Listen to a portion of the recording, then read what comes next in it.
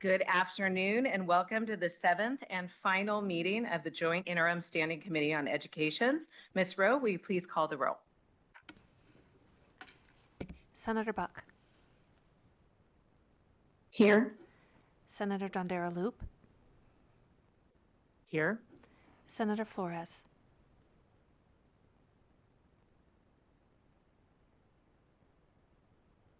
Assemblywoman Anderson. Present. Assemblyman De Silva. Here. Assemblywoman Hanson. Here. Assemblywoman Hardy.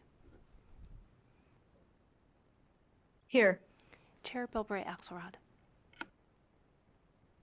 I am here and thank you. All members are present. Thank you for being here. We have Assemblywoman Anderson up north and Assemblywoman Hanson via Zoom as she is a grandmother and doing the grandma thing. So thank you for being here. Before we begin, I would like to cover some housekeeping reminders for the members who are here to provide testimony. Please set your electronic devices to silent. I'm doing that now. When speaking, identify yourself for the record each time you speak. When testifying, turn on the microphone each and every time. So when you turn it on, it's red. When you turn it on, it'll go green. That's how you know it is on. I think all of you know to sign in at the table at each location, even if you do not plan on testifying. Meeting materials received prior to the meeting have been uploaded to the committee's webpage. You can receive electronic notifications of the committee's agenda, meetings, and final report by signing up at the Nevada State Legislature website. Mute your microphone when not speaking to minimize background noise. Finally, this is for you, Assemblywoman Hanson. The Zoom feature to communicate is just for broadcasting, and so we're not chatting on there. I think you know that. So with that, let's get started, and we'll start with our first agenda item, which is public comment. Public comment may be provided in several different ways, including in person, via phone, email, mail, or even fax. Detailed instructions on how to provide public comment are listed on the meeting's agenda. All right, we will start here in Vegas. Please go ahead when ready. Good afternoon, Chair Bilbray Axelrod and members of this committee. I wanted to first of all talk to you about the critical piece of legislation that we've been in front of you multiple times discussing. That's AB 428. It really creates a method of a system in place that will help students move from high school into college and then career to become teachers, really to take a look at what we need for our future workforce needs. So I want to say, first of all, I appreciate the time that you've given CCEA to present on this multiple times. And I just wanted to share with you, you each should have gotten a document. I'm not going to read it to you, but essentially it's just an update as to where we are with our meetings with CCSD. I know the last meeting that we were in, you guys asked us to kind of put our heads together and try this again. So we did, and here's the update, and that's all for me. And your name for the record. I forgot that part. Sorry, Dr. Brenda Pearson, for the record, CCEA. Thank you very much, and thank you for the letter. Anyone else in Vegas? I don't see anyone coming forward. Is there anyone in Carson City? He's coming to the table.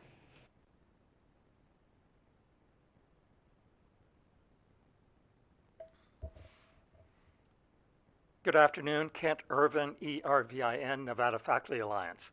The NFA is the independent statewide association of professional employees at the Nevada System of Higher Education. We wish to state our support for 4 work session items related to NSHE. A1, fee waivers for various categories of deserving students should be uniform and standardized. It is hard enough for students to navigate different requirements for financial aid of different types. Student fee waivers should also be fully funded to provide incentives for our colleges and universities to serve these students without making other students pick up the cost. Ideally, the fee waivers would be a caseload appropriation in the regular budget outside of the distribution formula that is based on overall enrollments. A2. After the tragic events at UNLV on December 6th, it was crystal clear that our campus safety has been lacking. We supported a deliberative process to identify and correct shortcomings statewide with input from faculty and students. Almost 9 months later, and with the new school year starting, however, we are alarmed that little concrete action has been taken. I believe Doug Unger is on the phone line to give you more details. A3, if the legislature wants more accountability from NSHE, it must develop expertise and put in the time and effort. That requires a standing policy committee or subcommittee for higher ed issues. If question 1 is approved by voters, we recommend an interim study of the governance and structure of NSHE. Changes should not be made without thorough vetting. And A5, dual and concurrent enrollment has expanded rapidly in recent years with little statewide coordination. Policies should ensure the quality of instruction. The bottom line is that dual and concurrent courses must meet the same high academic standards as on-campus courses, and the instructors must have the same minimum qualifications. Thank you. Thank you for the testimony. Anyone else in Carson City? Not seeing anyone else. Could we broadcast services? Could we go to the phone lines? To provide public comment, please press *9 now to take your place in the queue.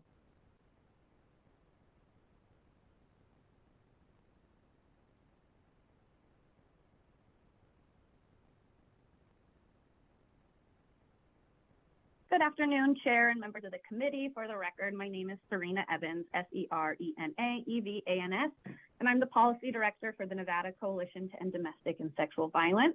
As well, I am honored to serve as the current chair of the Committee on Responses to Power-Based Violence in Schools, which formed out of the passage of AB 245.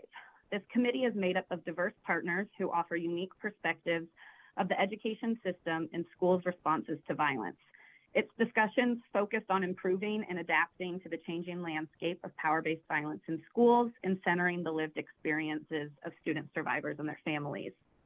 After robust discussion and exploring various topics relating to power-based violence in K-12 schools, the committee identified 2 recommendations that would positively improve the experiences of students and prevent violence.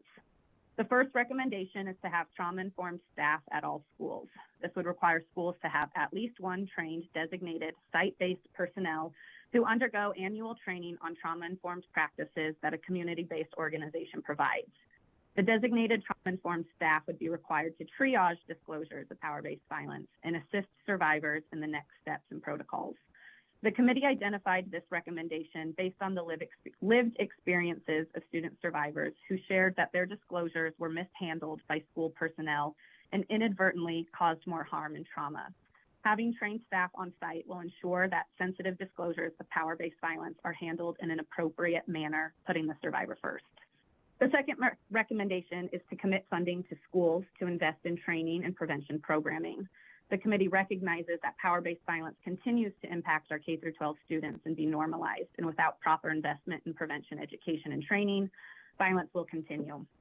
This committee is dedicated to ending violence in our schools and ensuring that appropriate support and resources exist for survivors.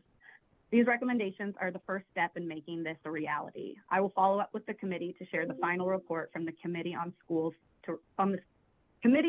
on Power-Based Violence or Responses to Power-Based Violence in Schools. Thank you so much for your time. Thank you for your testimony. Next caller.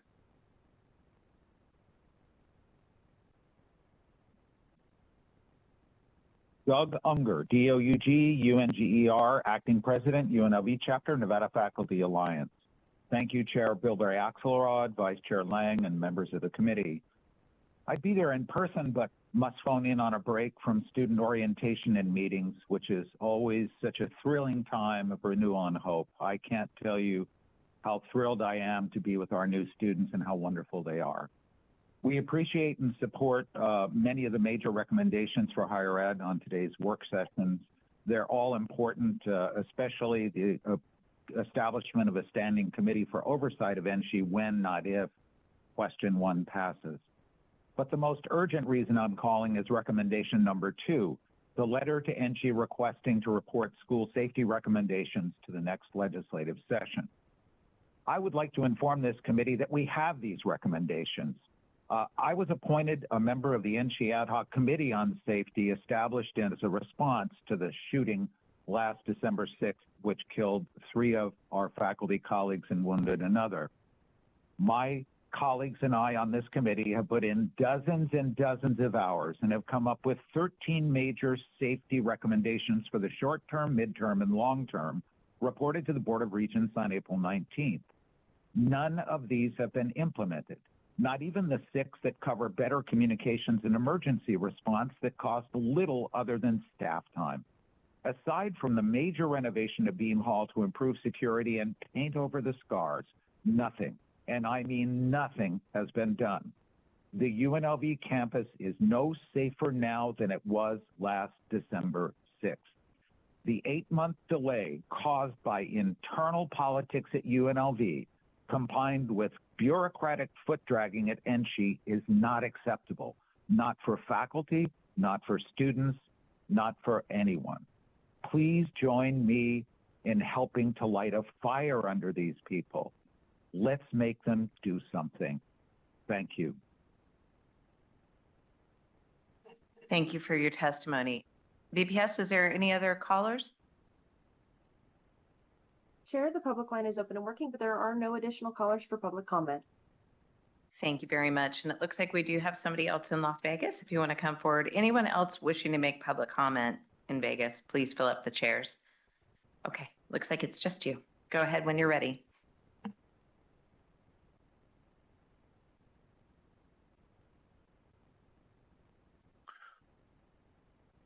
Hello, my name is Abraham Camejo, Camejo. I am a community member and a small business owner. I own a risk management consulting company. I'm here on behalf of to talk about early childhood and school operations. I would like to first thank everybody that's here present. I appreciate you guys. Early childhood asked that the preschool to be required at rural schools for children ages of 3 years old and up for 4. I'm a father of 5 daughters and 1 boy, so I speak as a father myself. These schools should include our rural schools, which is Good Springs, Lundy, Moapa, Mesquite, Boulder City, Searchlight, Bunkerville, Nelson, and Sandy Valley. Also would like to talk about school closures.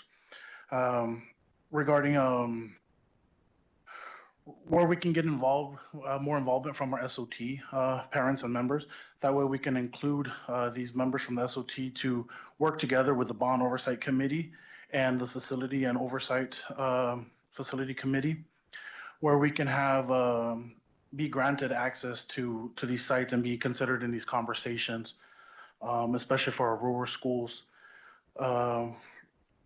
that we have coming. It's been a year since devastations happened at Mount Charleston, and Lundy Elementary School is still not open, no repairs. Estimates for that community are up to $6 million. No real estimates have been conducted. That community is still facing repairs, from getting the roads fixed to their homes, to getting portable drinking water. I've been able to witness the children being bused down from Lundy all the way to Indian Springs. I have children in that age group. I encourage you guys to look more into this matter and see where you guys can help out, especially our rural schools. I believe as a father that everybody has a right to have a teacher in front of them, and that the way they can be educated, especially at a young age, which is, early childhood. I see the kids that are lacking reading skills, math skills with everything that happened in COVID. I would hate to see this happen to our schools that are in our rural communities. So if there's anything we can do as a community, please let us know so we can work together. Once again, I appreciate your guys' hard work and your time, and I thank you for allowing me to speak today. Thank you. Thank you, and thank you for being here. And I will continue to monitor that issue in Lundy, and special place, and we need to recognize that. Thank you. Okay, with that, I think we will move on to our next agenda item. I don't see anyone else. All right. Here we go. We'll go to agenda item 3, approval of the minutes for the meeting on June 20th, 2024. Do I have a motion for the approval of the minutes?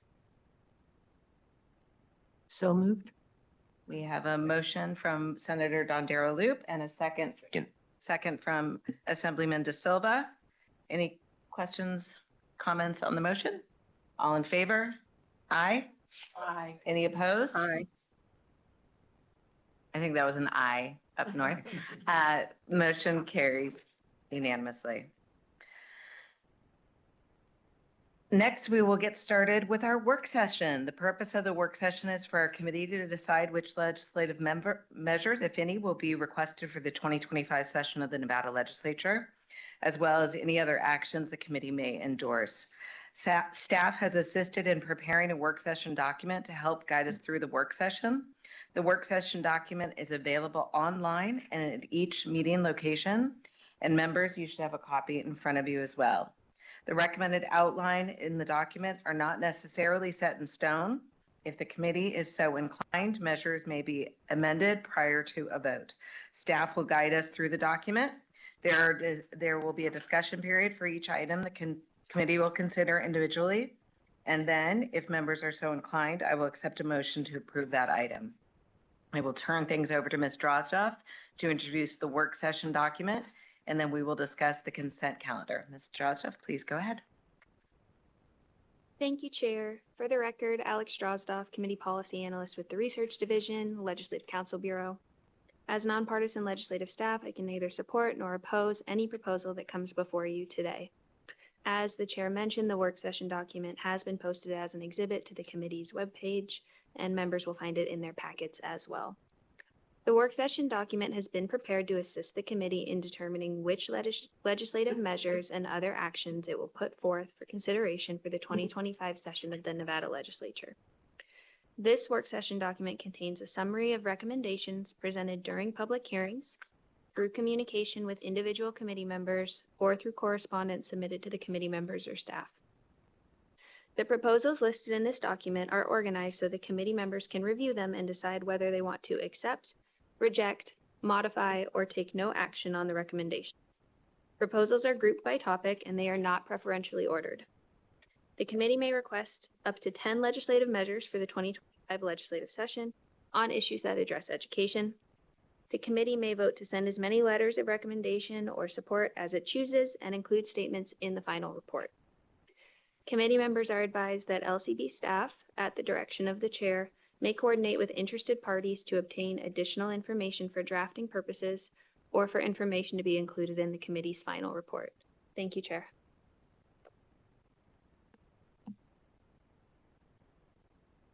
Thank you very much. Next, I would like to review our consent calendar, which can be found on page 14 of the work session document. The consent calendar lists recommendations that may be approved together in one motion rather than consider each item individually. However, any committee member that may request that an item is taken out of the consent calendar, removed for further clarification, discussion, or consideration. Members, are there current items listed on the consent calendar that you would like to pull for additional discussion?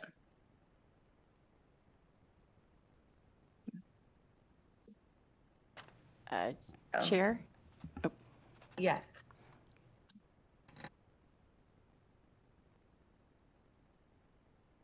Chair, this is Assemblymember Anderson.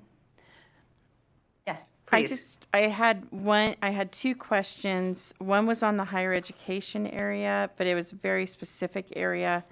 And then the other one had to do with the early childhood items, which would be, D16. And it's just because I just want to get a clarification on that one. And then A1, and again, it's clarification. I'm very comfortable with both of them. I just need to get a small clarification. Those are both recommendations for legislation, so they're not on the consent calendar. Thank you so much for So that clarification. I have no other questions. Okay, so yeah, just to be clear, any proposed legislation that we're bringing, we will be discussing. The consent calendar is not for those, so. Okay. Anything else? Okay, then I would entertain a motion to approve the items listed on the consent calendar. Madam Chair, I so move. Senator Dondero Loop has made the motion. Is there a second? Second. Second by Assemblyman De Silva. Is there any discussion on the motion? All in favor say yay. Aye. Aye. I said yay. Aye. Or yay. Any opposed say nay. Motion carries. Excuse me. Ms. Drozdoff, please review the next recommendations for the work session documents. Thank you, Chair. The next recommendation for consideration is recommendation A1 related to fee waivers. This recommendation is to propose legislation unifying the conditions and requirements of NSHE fee waivers offered. Such unification would include encouraging all waiver applicants to complete the FAFSA as a condition of eligibility, standardizing the courses covered by such waivers to be courses that apply toward an undergraduate or graduate degree, excluding professional programs. For clarity, NSHE shall publish a list each semester of courses that will be covered. If additional fee waiver programs are created, or if student participation in current programs is expanded beyond current capacity, encouraging the Senate Committee on Finance and the Assembly Committee on Ways and Means of the 2025 legislative session to consider state funding to support the offset of the fee waiver costs, and requiring that NSHE utilize a standardized structure for all fee waivers so the full amount of registration, laboratory, and other mandatory fees assessed against an eligible student for the term are covered. Thank you, Chair.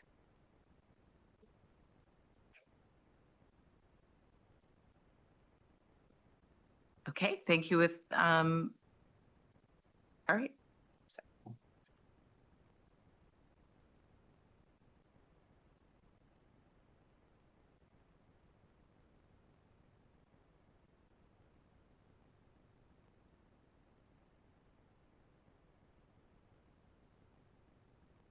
Sorry about that. Any questions from the committee? No? Assemblywoman Anderson. Thank you, Chair, and I'm sorry about my misunderstanding from earlier. I have two questions. The first is, are we considering all of these? Well, the first is, let's say that we do bring forward this as one of our committee bills. Should we raise or question areas that we might have concerns about, or is that something for us to utilize during the legislative process during this session? For example, and I've already talked with representatives from NSHE, I do have concerns over 1B, but I don't know if this is the proper place for me to bring that up, or if it's better for us to bring that up when we go through the drafting process and through the process of legislation.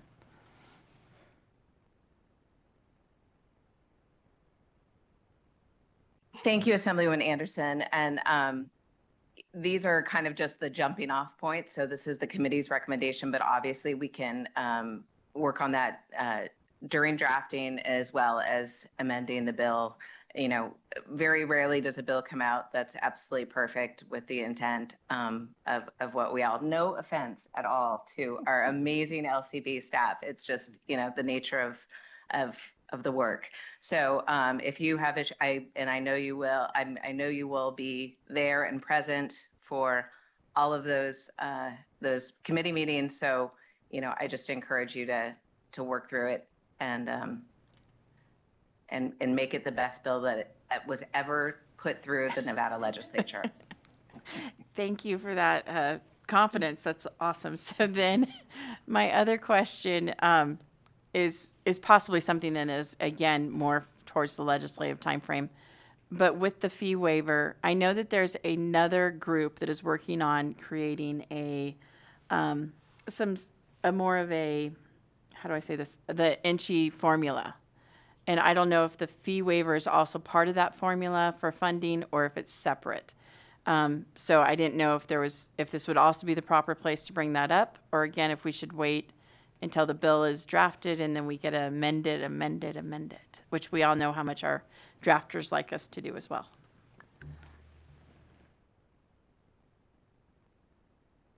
I will have our legislative counsel address that. Thank you, Madam Chair. Asher Killian, Legislative Counsel. So I believe the study group from NSHE that was focusing on the funding formula just submitted their final report to the LCB, I want to say within the last week or so. I have not had a chance to review it in its entirety, so I don't know whether fee waivers are a component of that or not. But certainly if there's appetite by the committee to consider the interaction between those issues, the committee could. But whichever entities would be carrying that bill on behalf of INSHE, considering the funding formula more generally, could also consider the impact of fee waivers at that time. Thank you so much for that clarification, and thank you, Chair, for that much time. No problem. So with that, we have a motion and a second on, right? No, we haven't done it yet. Okay. Okay, with that, do I have a motion? So moved, Madam Chair. And a second? Second. Okay, so we have a motion from Senator John Darrow Loop and a second from Assemblywoman Hardy. Any discussion on the motion? All in favor say aye. Aye. Any opposed? Aye. Motion carries unanimously. Next item. Thank you, Chair. The next item for the committee's consideration is item B6, related to chronic absenteeism. This is a proposal for legislation to require Nevada's Department of Education to create or utilize an existing system to house a real-time attendance data dashboard. Further, require school districts to report attendance information daily to the dashboard. The dashboard should make publicly available any trends or rates related to absenteeism. Internally, school districts should monitor this dashboard so school leaders may identify attendance issues early, specifically for pupils trending to be missing more than 10% of the school year. Thank you, Chair. Thank you. Members, any questions?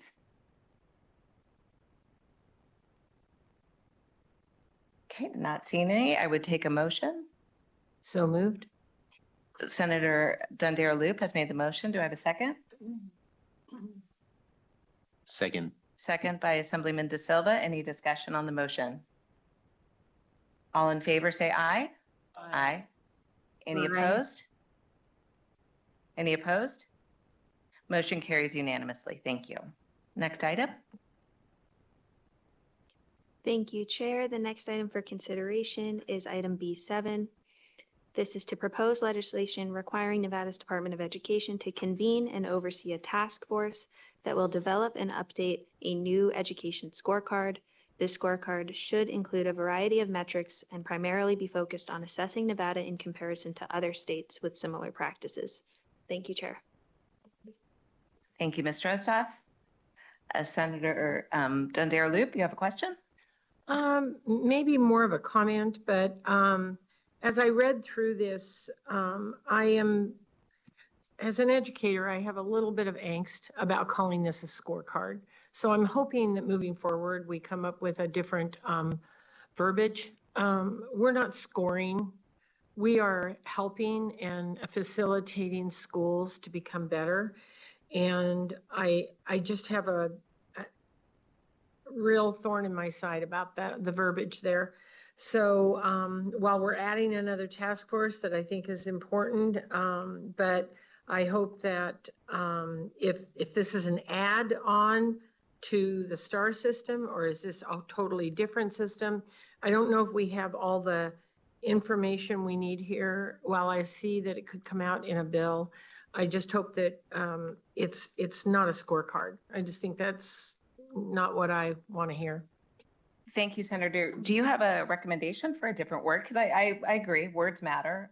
We don't want them to think we're scoring them. I know we have teachers on this committee as well. If you think that there's a better way to say it, I would be. Well, I don't have one sitting right here today, but I'll bet by February 3rd, I'll have one. That sounds great. Chair, may I also ask a question or comment? Sure, please. Thank you so much. I agree completely with my with the senator. I also have concerns about this because currently we have too many people that utilize the rankings as if it's almost a hotel, 5-star versus 3-star, and it creates an unfair feeling towards our students. As teachers, we often are asked to use rubrics and I think possibly a rubric would make much more sense. And then I also, if I remember Mr. Butterworth's presentation, it would be great to have very clear information about what the comparison is based upon. Because when we're comparing the ACT scores in our state, where every junior has to take it, to another state where only students opt in to take it, that rubric that is utilized too often shows that we're not doing as well as I know that my students are, and that I know many of our schools are. So I really appreciate what the senator brought up, and I would just like to also echo that concern. Thank you. I appreciate those comments. And we could always use the term rubric when we move forward. I'm fine with that, and even have that be a placeholder. I know we have a representative from the Gwynn Center. If you wanted to come up and answer what was the question that was brought up. Put you on the spot. That's why you're here. Thank you. Hello, everyone. Anna Colquitt, for the record. I'm the Director of Education Policy for the Gwynn Center, although Todd Butterworth was the author of this report, so I do not want to claim ownership over that. However, I will say that I completely agree that having a standardized and more objective rubric is critical for this type of measurement. These metrics need to be consistent, and like it was discussed, we can't have apples to oranges comparisons. That's the whole problem. And having these objective measures would really make it easier to know where our pain points are and where we're actually doing well. So that's a critical consideration. I also agree, Senator Dondero Loop, with the idea of scorecard and potentially the negative connotation that could be associated with that. And I think there's certainly an opportunity to create verbiage that might be better fit for this. Thank you. Thank you very much for that clarification. Does the committee have an appetite to, at least moving forward, call it a rubric? Can we just take that verbiage out?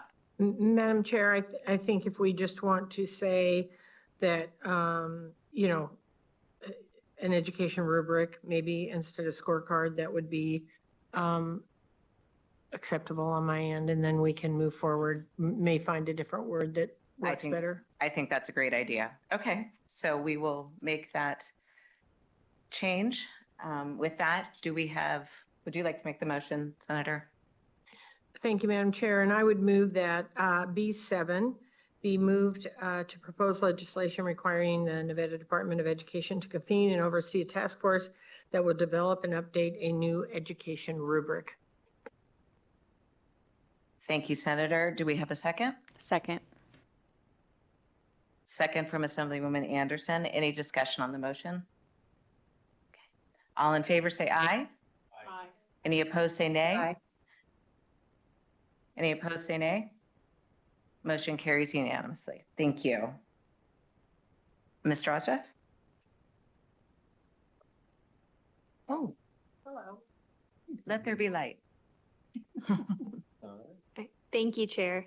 The next recommendation for the committee's consideration is item B8. I will note that the language for this recommendation has shifted slightly compared to what was in the work session originally after continued conversations with the Commission on School Funding. So I will read all of that out as it is now. So this is to propose legislation creating a due date for the quarterly reports submitted relating to Assembly Bill 400 and Senate Bill 98 of the 2023 session associated with the academic progress of pupils. The specific date will be established by the Commission on School Funding in the coming months. Thank you, Chair. Thank you. So the clarification is that it's due in November for this time, but then they will work it out in the future, correct? Yeah, Alex Drozdoff for the record. So my understanding is, yes, they are aiming for a November due date for this year, but in the future, they are still considering possible dates that may align better with other reporting metrics and therefore with this as well. Thank you. Great, thank you. Any questions, any other questions or discussion? Okay, then I would take a motion. So moved, Madam Chair. Senator Dondero-Loop has made the motion. Do I have a second? Second. Second from Assemblyman De Silva. Any discussion on the motion? All in favor say aye. Aye. Any opposed? Say nay. Say nay. Motion carries unanimously. Thank you very much. Next recommendation. Thank you, Chair. The next recommendation for the committee's consideration is item C14 related to school closure. This recommendation is to propose legislation making certain changes to the process by which a school may be closed, so to specifically amend NRS 393080 to replace kindergarten with pre-kindergarten in Section 1D. In Section 2, include community members surrounding the school and those whom the Board of Trustees is required to provide 30 days written notice. The written notice must include the reason for the recommendation to close the school, any documentation of costs associated with the school closure, and the scope of work necessitated to keep the school open. And furthermore, clarify that under no circumstances may a school be recommended for closure if impacted by a fire or flood or for any reason relating to enrollment. Additionally, amend NRS 393085 in regard to a hearing for reconsideration by a Board of Trustees to clarify that if no action is taken by the Board of Trustees, or if they vote to not close the school must remain open. Finally, add that the decision of the Board of Trustees after its reconsideration hearing is subject to review by Nevada State Board of Education prior to judicial review. Thank you, Chair. Thank you. Any discussion on this item? Senator Buck? Thank you, Chair. I'm a little concerned with the recommendation in that if enrollment declines and districts decide to combine schools, why we wouldn't leave that autonomy up to make sense for them. Thank you for that clarification. I wanted that in there because I think who's affected by that mostly is rural schools. And I hate to see young kids being put on a bus for an hour and 45 minutes or one way to get to a school because of it. I think that our biggest issue is absenteeism and parental involvement. And when you do that, when you close a school, those items are exacerbated. So that is really for the rural schools that I wanted to keep that in. But the bill is coming forward, so you can still work on it. But that was my thought behind it. Okay. Yeah, coming from rural Iowa, I know that many of the times they combine schools to make it make more sense. So there's more resources going if the enrollment declines. But I'll look forward to that coming up in session and making recommendations from that. Thank you. And remember, we have a vast number of counties. Some counties in Nevada have one high school. So it's important that education is accessible to everyone. And I think we would all agree with that. So any other questions? Yes, Senator Dondero-Loop. I just have a clarifying question in regards to the comments just made. So in a rural setting, if they decided to close that school or to do something different, I mean, at some point in Austin, Nevada, right, we may have had 5 kids. So if the county or the school district decides to do something different, this won't prohibit them from doing something different. It just will allow them to do it if they want.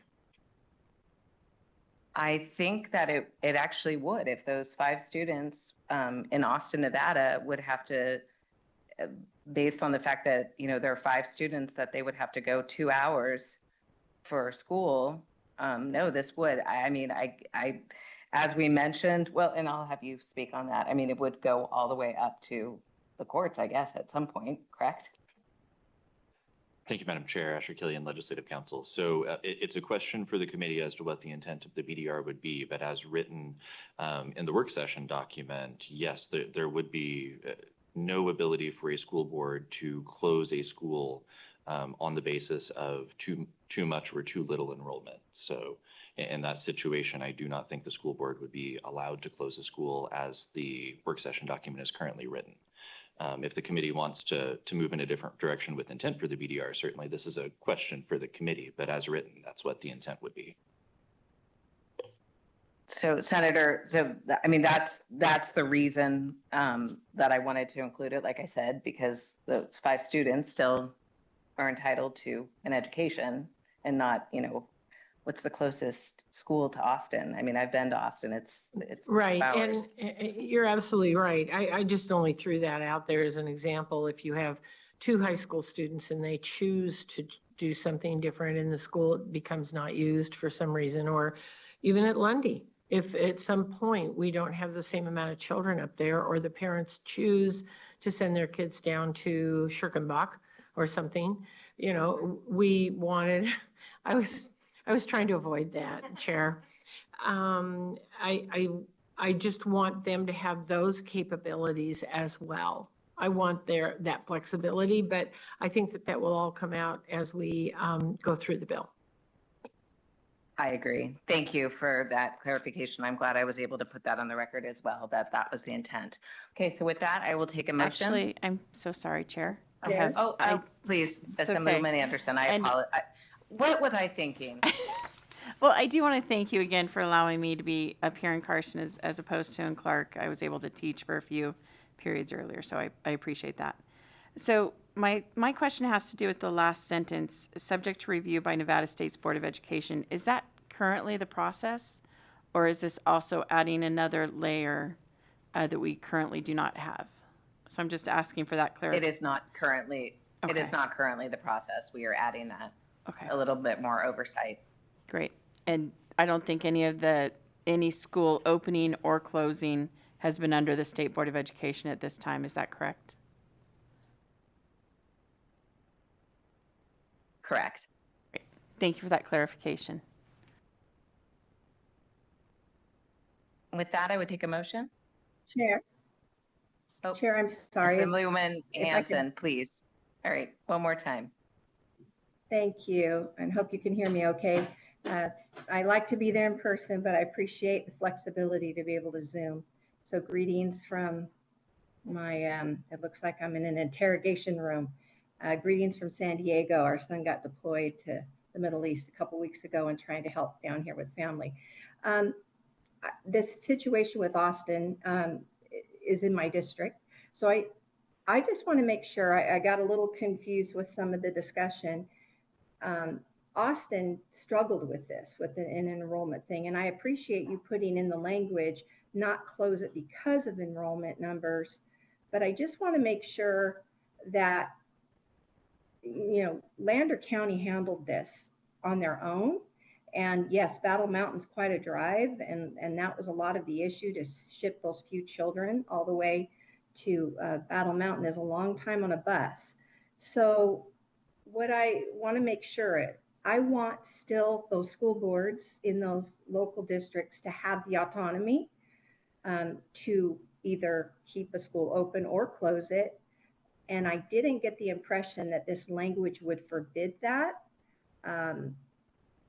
They could have other reasons to close it. If maybe they just decide as a school board, yes, we have small enrollment, but we also have trouble staffing it with teachers who it's hard to recruit to some of these rural towns. So I just want to make sure that I'm not binding the hands of the school boards there. If we were to include the language the way we're recommending, it didn't appear to me that we were doing that, but perhaps I've looked at it incorrectly. So maybe legal could clarify for me. I was going to respond, but Senator Dondero would like to respond first. Thank you. And thank you, Assemblywoman. That's exactly why I used that example, because we don't want to bind their hands. We want them to be able to make that decision. If those students decide they want to do, which they did at one time, some online learning, if those students want to go into Battle Mountain, we want them to be able to make those decisions, and we want them to be able to stay there if they want to.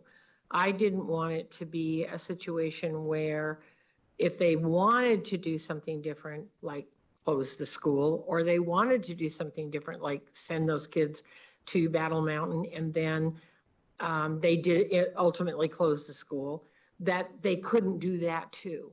So I wanted to leave them the options of doing what was best for that community.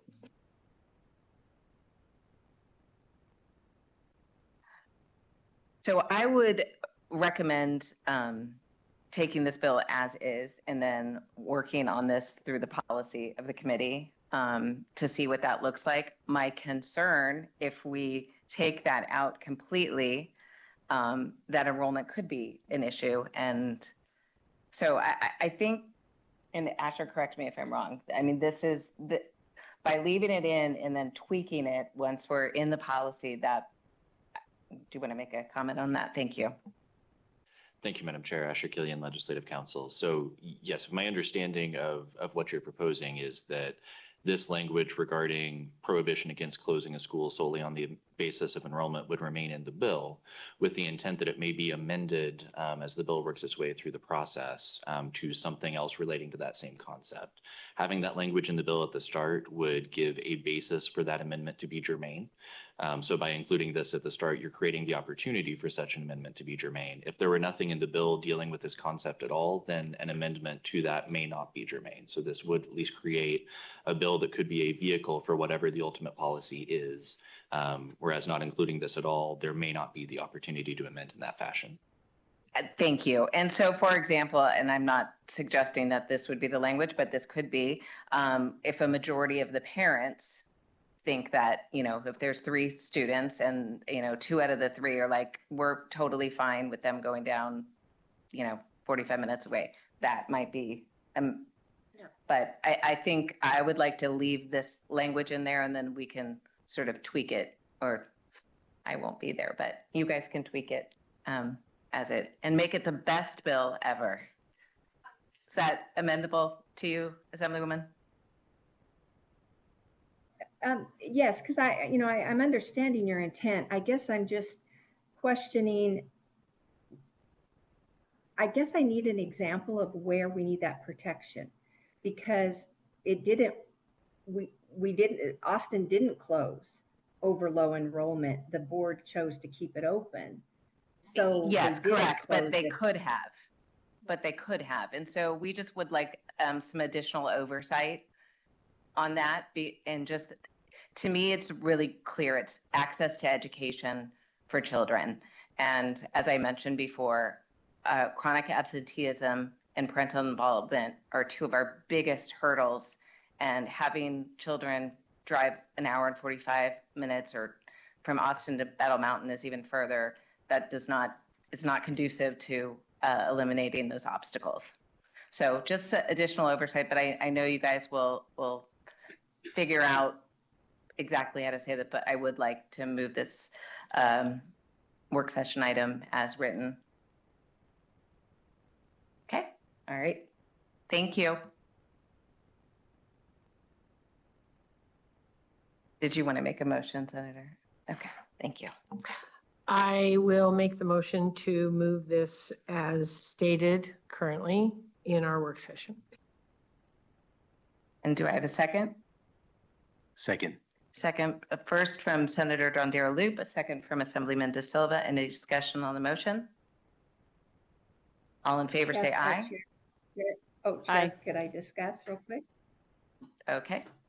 I thought we discussed. Well, Please go ahead, Assemblywoman. Just for the record,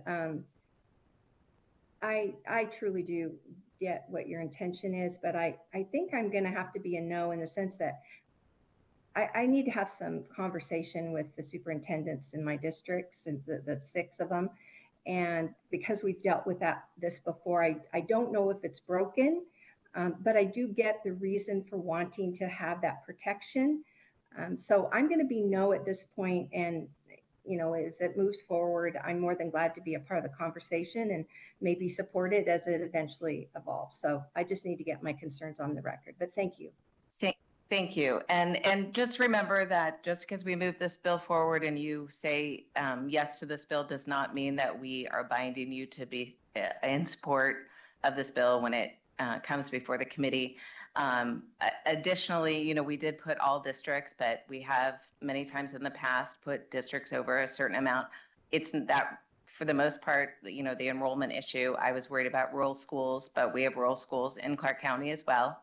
So if you want to be a no, you can be a no, but just know that you can always change your vote. It sounds like we have somebody down here who would like to go on the record as well.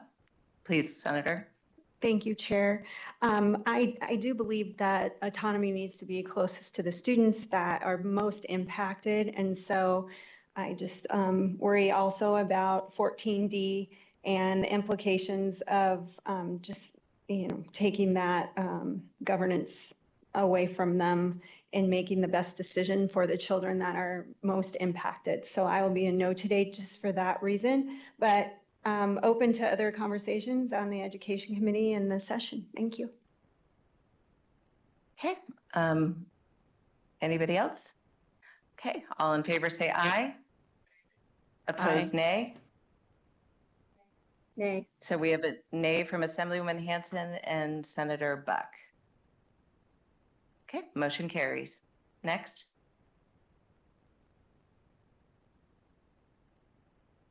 Thank you, Chair Alex Drozdoff. The next item for the committee's consideration is item C15, relating to Nevada State Board of Education. This recommendation is to propose legislation altering the appointment timeline of Nevada State Board of Education members so that appointment periods are staggered rather than having all members appointed at the same time. Thank you, Chair. Members, any questions on this? If you recall, this was a recommendation made by Maggie Carlton, who was commented that there seems to be sort of cohesiveness when everyone comes in. So to have that staggered, you have a little bit more knowledge of what's going on. Senator Dondero Loop. Yes, I would move to move forward on this recommendation. I think that that's a very good idea, and it's really hard when everybody gets replaced at once. So we have a motion by Senator Dondero Loop, and do we have a second? Second. Second from Senator Buck and Assemblywoman Anderson. Secretaries, you can decide, flip a coin. Any discussion on the motion? Okay. All in favor say aye. Aye. Any opposed, nay? Motion carries unanimously. Next item. Thank you, Chair Alex Drozdoff. The next item for the committee's consideration is item D16, relating to an early childhood office. This recommendation is to propose legislation to create an interim office of early childhood services within the office of the governor. The office would include a cabinet position as well as sunset dates established for accountability purposes. If established, the office would take accountability for carrying out the below study and developing recommendations. If such an office is created, its duties should include, among others, conducting a study on early childhood concerns. This study should examine funding needs for early childhood programs, including the implementation of a dedicated funding stream to support workforce needs, expansion efforts, and more. Furthermore, such a study should develop a process to review federal funding sources available and report on funding Nevada has received and has not received. The study should also consider the use of a comprehensive data system across the various early childhood programs. Thank you, Chair. Thank you. Any questions or comments, Senator? Thank you, Madam Chair. And I would just like to weigh in on this issue. While I will not oppose it, I do have some really strong ideas and thoughts about this. I think that for one thing, we've spent years creating a pre-K-12 system that I think is finally seen some successes. We've created more pre-K seats than we've ever had before. And so it's taken years to do that, and to create a whole nother office, I think would develop some issues. I see it a little differently, but I will let this go through, and I'll have a BDR for the same item and I'll work on that and we'll see what comes out at the end. Thank you. Any other questions? Please, Senator Buck. Thank you so much, Chair. I also agree that it's important we have a superintendent that's pre-K all the way to 12. That way we have a continuum of services and it's not disjointed. So there is aspects of the bill that I don't necessarily agree with because I do like that. So I will be in opposition today. Assemblyman Anderson or Hanson, do you have any questions, comments? I do, thank you. Yes, many things I'm encouraged about, but I'm not a fan of a cabinet level position. I think there's some structures already, as alluded to by Senator Dondero Loop. I'm just questioning some of the governance side of this, the structure, and so not comfortable with a cabinet level position. So I'll be in opposition today. Thank you. Assemblywoman Anderson. Thank you. I'm voicing the same concerns that Senator Dondero Loop brought forward. I will be voting in favor of it, but I think the language that, or the concerns that were voiced earlier, I share as well. Thank you very much. And with that, I would take a motion. Thank you, Madam Chair, and I will move to approve D16. Thank you. We have a motion on the table from Senator Dondero Loop. Second. Second. Second from Assemblyman De Silva. All in favor say aye. Aye. Aye. Those opposed, nay. Nay. And we have a nay from Senator Buck and Assemblywoman Hanson. Motion carries. Oh, and I'm sorry, and also Assemblywoman Hardy. Motion carries. Next item. Thank you, Chair Alex Drozdoff. The next item for the committee's consideration is item D17 relating to early childhood care locations. This recommendation is to propose legislation to remove homeowners association policies that limit the ability to operate a daycare out of a home. Thank you. Thank you. Any questions? Senator Dondero Loop. We'll go to Senator Dondero Loop and then to you, Assemblywoman Anderson.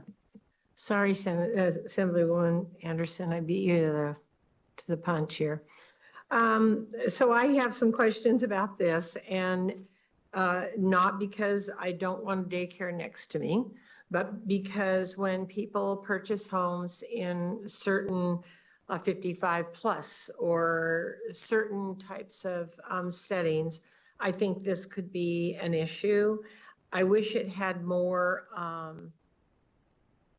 parameters or more information. It's so broad to limit the ability to operate a daycare out of a home. That could be anything. And so I think that while I totally recognize the need for daycares and the need for people to be able to have them, I think the setting and the parameters of where you are is ultimately really important. Assemblywoman Anderson. Thank you. And thank you for calling upon me. I actually had been working with the same individuals who brought this forward in March on a bill that's very similar. And so where the parameters would be a little bit better defined and everything. So I'm just concerned about us having the two different bills that appear to be so similar when there's a possibility of other bills that are listed where we don't have enough bills for them. So I'm comfortable voting for it, but again, it's going to be very similar to my bill. So I just don't know how that would work or how you envision that, Chair Bilberry Axelrod, how you would like to handle that.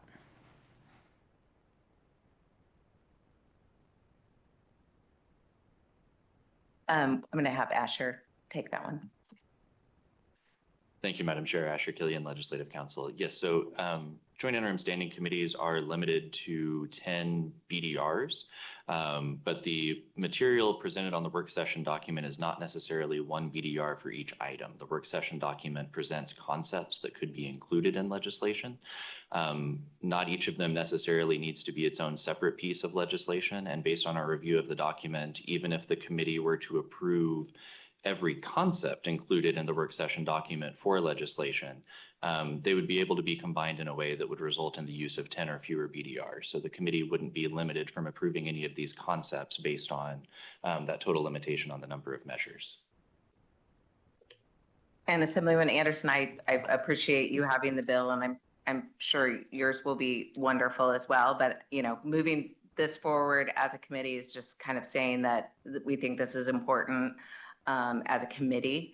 But obviously, I agree with this Senator Dondera Loop that there needs to be some sort of guardrails, you know, so it's not, you know, just a free for all. But I think, you know, I would love if you would, you know, maybe we could fold the bills together once we get there, and you could take the lead on it. I just think it's important to come forward as a committee and say that this is important to us because this is really needed. Great, and thank you for that, both the legal clarification and then also the comments at the end. So that makes much more sense to me. So thank you very much. Assemblywoman Hanson. Thank you, Chair. I love this bill. I mean, this idea. I just really wanted to address maybe some concerns that were stated by Senator Dondera Loop in the over 55 communities. It's my understanding, and I'm sure we could visit this more specifically. Maybe this is why it's not so specific in the bill, that there's already existing prohibitions in over 55 communities about how often grandchildren or children can be there on a permanent basis. Obviously, I would never be allowed to live in one of those communities, but there are those already existing limitations for, you know, and I would think that the idea of a daycare would already be exempt from that and would exempt that. And so I'm interested in this. I believe in respecting the governing documents of the over 55 community. People bought in there knowing that. But for the other communities, I'd love to see this bill be applied in those jurisdictions. So glad to support it. Thank you. Thank you. And this bill was written in the broadest, or the BDR request was written in the broadest way possible. So obviously we're going to need some tweaks. Senator Dondera Loop. Yes, thank you, Madam Chair. And I was just going to point that out. That's not what this says. This says that an HOA would be able to not limit the ability. So it doesn't matter if it's a 55 plus or next to a rolling river. Nobody could limit that. And I think that that's a dangerous place to go. I don't discount that we need daycares. I don't discount that people should be able to have a daycare in their home and have make a living. But I do think that there needs to be some parameters, and not just for 55 plus, for many areas, like I said. So I just think that this bill will be a work in progress. Thank you. And I'll move this bill if you need me to. Thank you. We have Senator Dondera Loop making the motion. Do we have a second? Second. Was that Assemblywoman Hanson made the second? All in favor say aye. Aye. Aye. Any opposed? Motion carries unanimously. Thank you. Ms. Drozdoff, next item. Thank you, Chair. Alex Drozdoff. The next item for the committee's consideration is E19, relating to J1 and H1B visas.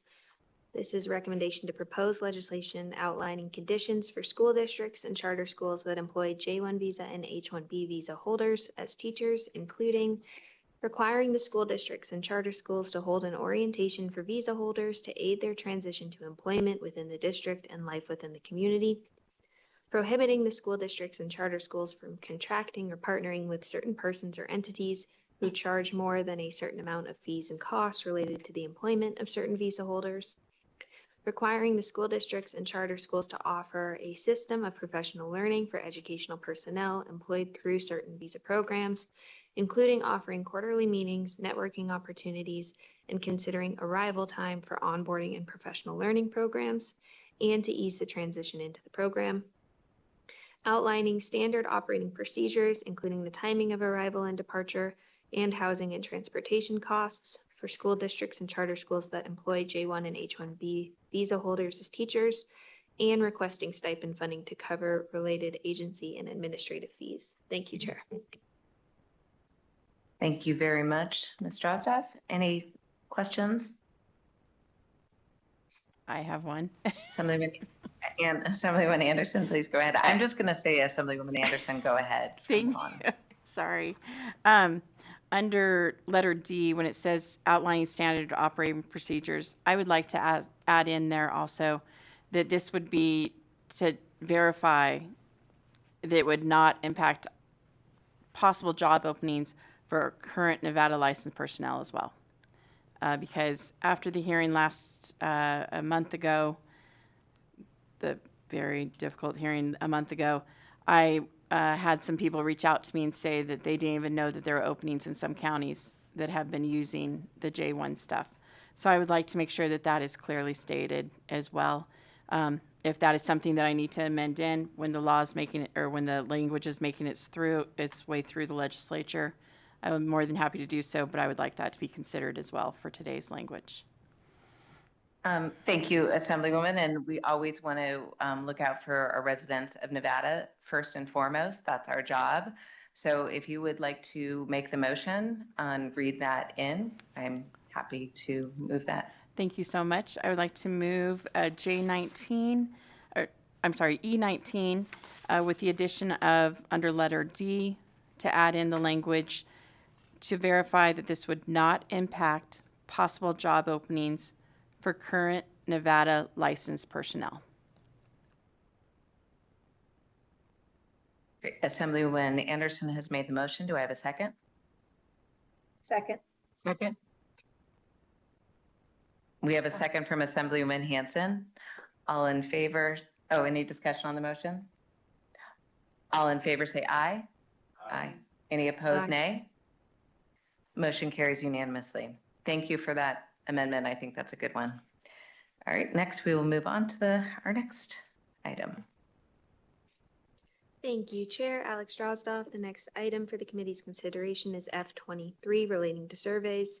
This is a recommendation to propose legislation to require each school district to administer the school staff climate survey and teacher exit transfer survey within each school during the school year, and submit a report containing a summary of answers to Nevada's Department of Education, and require Nevada's Department of Education to submit a summary report of all school district responses to the legislature. Thank you, Chair. Thank you. Any discussion? Assemblywoman Anderson? Nope, I like it. Would you like me to move it? All right. Please. I move F23. Assemblywoman Anderson has made the motion. Do I have a second? Second. Second from Senator Dondero Loop. Any discussion on the motion? All in favor say aye. Aye. Any opposed, Aye. nay? Motion carries unanimously. Next item.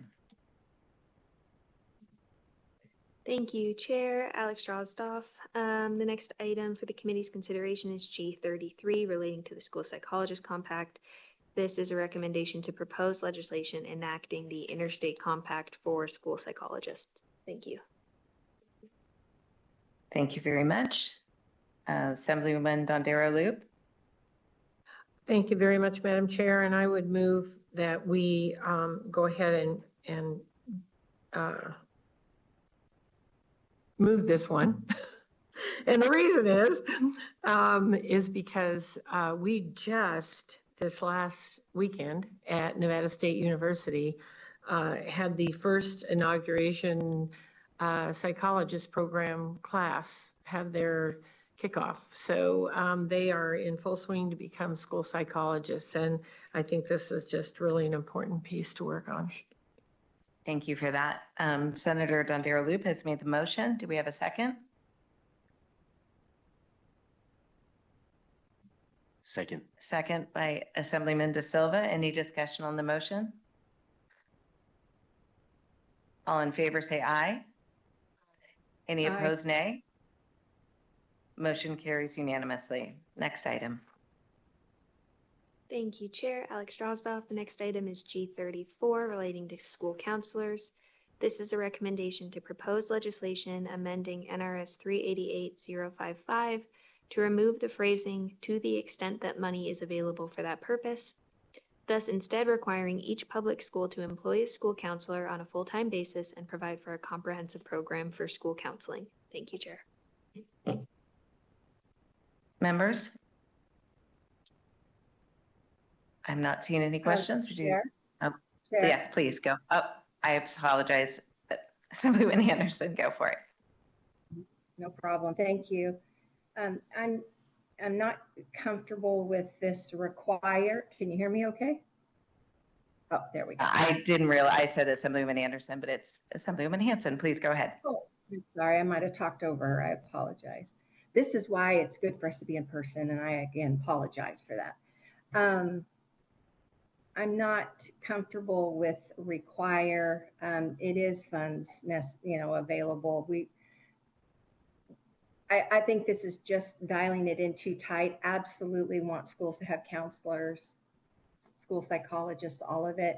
But I just think we're getting too much in micromanaging the districts. And so while I support the idea and hope schools can do this and that there is money available, I don't like putting that specific of language to require them and kind of compel them, actually. So I'm going to be a no on this one. Okay, anyone else? This is Assemblymember Anderson. I greatly appreciate this being added in, as our school counselors currently are looking at numbers that are just not, they are not able to provide the services when you're looking at 350 to 450 people that are expected to be able to meet with at many of our high schools and middle schools. So I greatly appreciate it. I understand what the Assembly member is saying about the school districts, but unless we start making this a priority, we will never be able to have enough counselors in our schools. And I think that this is a first step in doing so. So I greatly appreciate this being brought forward. And I'm ready to make a motion if you would like to, Chair. Please. I would move, now I can't remember what letter this is, G34 to be adopted. And do we have a second? Second. Second from Assemblyman Anderson has made the motion, and a second by Senator Dondero Loop.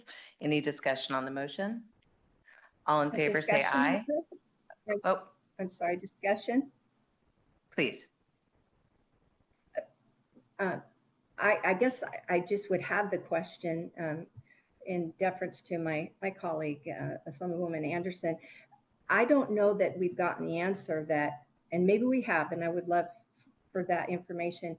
Are we not hiring counselors because we don't have enough versus districts just aren't hiring them, that there's a pool of them to be had and they're not putting that money resource there? And if that's the case, I want to see counselors hired. I just don't know that that's been proven to me to be the case. And so compelling the district again, it is. So I just want to put that out there. I don't know if that's not why we don't have enough counselors in schools. I thought it was because we just don't have enough counselors, just like we don't have enough teachers. Thank you. Thank you, Assemblywoman. I think you guys will have robust discussions on this, but I do think it is important that we send as a committee that we are prioritizing. It's something that I think we all realize is very, very necessary, that every school has a counselor. So with that, we have a motion and a second. All in favor say aye. Aye. Any opposed, nay? Nay. We have a nay from Assemblywoman Hanson and Senator Buck. Motion carries. Next item. Thank you, Chair Alex Drozdoff. The next item for the committee's consideration is H43 relating to artificial intelligence.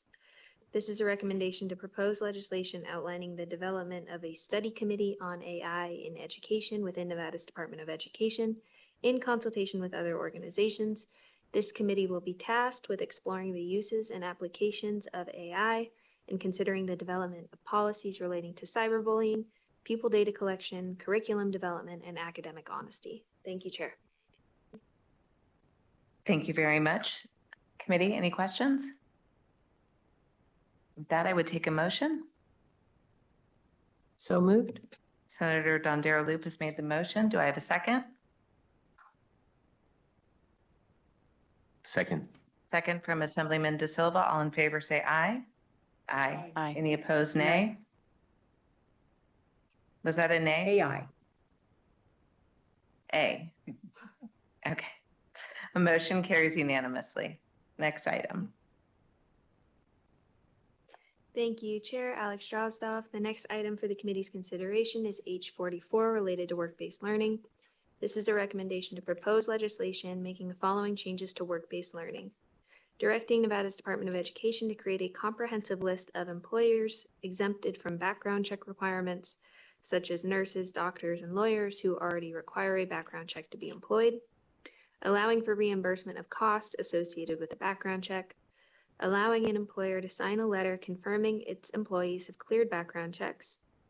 Allowing background checks to be valid for greater than 5 years. And revising minimum age requirements to participate to 16 rather than at 18 years of age. Thank you, Chair. Thank you very much. Do we have any questions, committee? Assemblywoman Anderson? No questions. I'd like to move. Okay.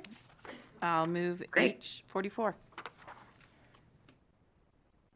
Assemblywoman Anderson has made the motion. Do I have a second? Second. Second from Senator Dondero Loop. All in favor say aye. Aye. Any opposed, nay? Was that a nay? I think motion carries unanimously. Thank you. Next item. Thank you, Chair. The next item for the committee's consideration is H45 related to the Holocaust Subcommittee reporting. This is a recommendation to propose legislation to require Nevada State Board of Education's Holocaust and Other Genocide Subcommittee to report on its findings and recommendations to the Joint Interim Standing Committee on Education by August 1st of each even-numbered year rather than by October 1st. Thank you. Pretty straightforward, so we can have it and make our determinations. Do I have a motion? So moved. Senator Dondero Loop has made the motion. Do I have a second? Second from Senator Buck. All in favor say aye. Aye. Any opposed, nay? Motion carries unanimously. We did it. Great job, everyone. Okay, with that, we will close the work session and move to our final agenda item, which is public comment. If we have anyone here who wishes to make public comment, please fill in the chairs in Las Vegas and in Carson City. It looks like there's someone at the table in Carson City. Please go ahead when you're ready. Good afternoon, Madam Chair and members of the committee. Thank you so much for advancing our recommendations. We really do appreciate it, and we appreciate the comments and, of course, all of those things we can work on as we move through the drafting process. I do want to, for the public's benefit and for the folks who are involved in our early childhood coalitions, to clarify a few things and have a few things for our drafters to keep in mind as we proceed with the Office of Early Childhood. I want to clarify, the term study, I think there are a lot of helpful reports. Specifically, the Gwen Center will be issuing a report later this fall that I think will be very illuminating on recommendations for the establishment of a governance structure. But I want to make sure that we're focused not on redoing work, but focused on creating a early childhood governance structure for the alignment of systems, not just pre-K and early learning, but health, nutritional programs, all of those different programs that encompass that system. The structure should address the funding pathways to meet needs, the development of integrated cross-sector early childhood data systems, universal application systems for applying for these different benefits and programs, and to address the system's workforce needs. That's the intent. And so I just want to make sure that that is clear here on the record as we proceed with drafting. And of course, on the HOA bill, of course, that's the ideas. We've been working a lot with Assemblywoman Anderson. There's a broad coalition of bipartisan support, business community support. People know that this is what needs to happen and occur in order to address the childcare crisis in our communities. So we are so looking forward to working on this legislation with you, and we thank you once again for your support. And that was Holly Wellborn, for the record. Oh my gosh, I can't believe I did that. Holly Wellborn, Children's Advocacy Alliance. Thank you. Thank you very much.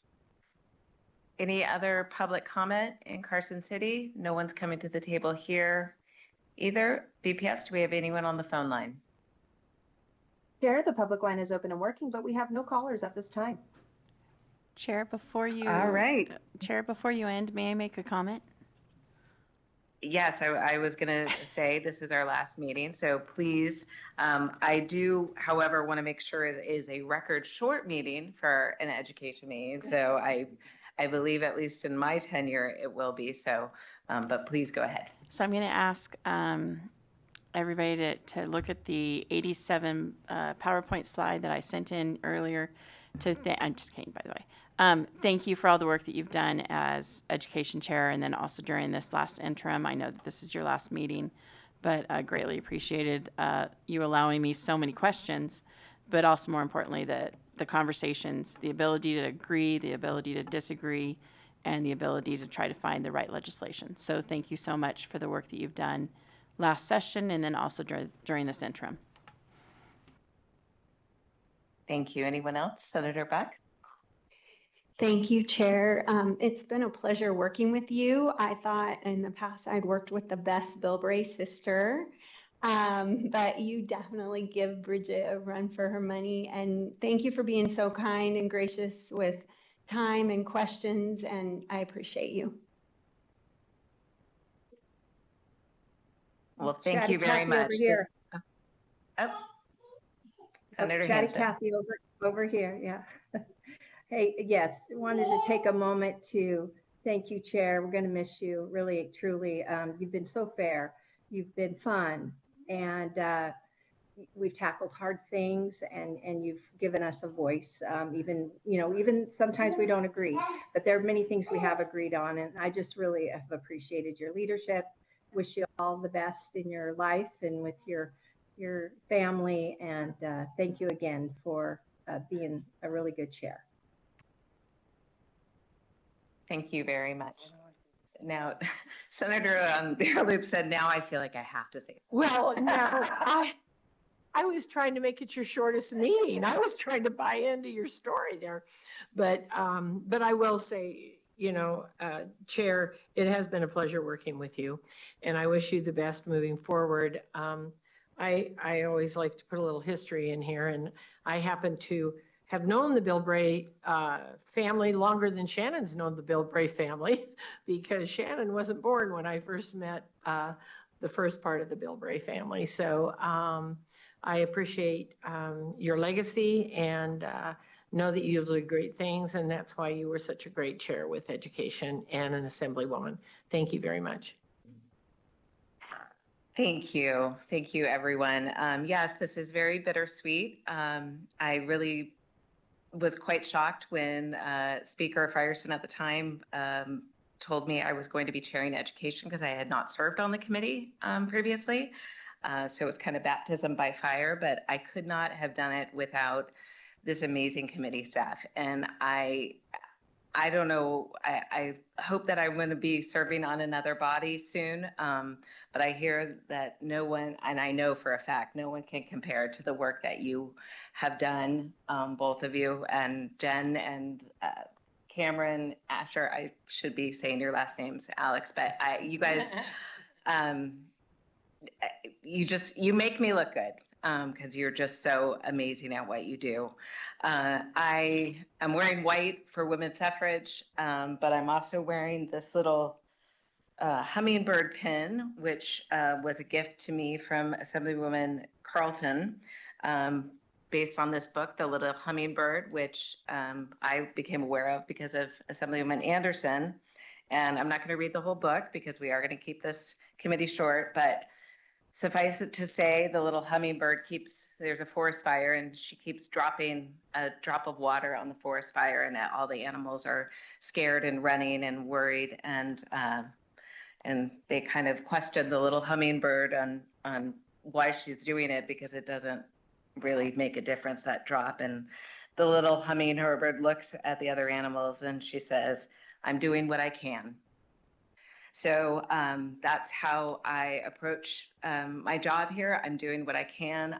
I'm so happy that we moved some really great legislation in my tenure. It's been a pleasure to work with all of you, and I thank you. And you will. This won't be the last. I will probably come in and testify on a couple bills. So you will see me. And thank you all. And with that, I think this meeting is adjourned.